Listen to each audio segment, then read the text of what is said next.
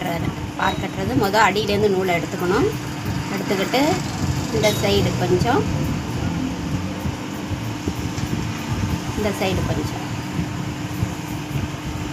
அதேமாரி இந்த சைடு கொஞ்சம் இந்த சைடு வச்சுக்கிட்டு இந்த விரலால் அதை எடுத்துக்கிட்டுக்கிட்டு இப்படி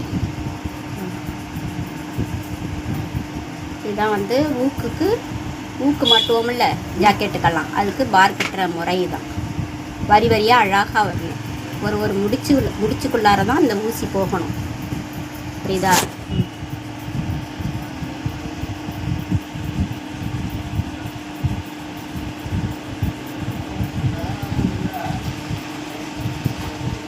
இதுதான் ஊக்குக்கு பார் கட்டுறது முறை.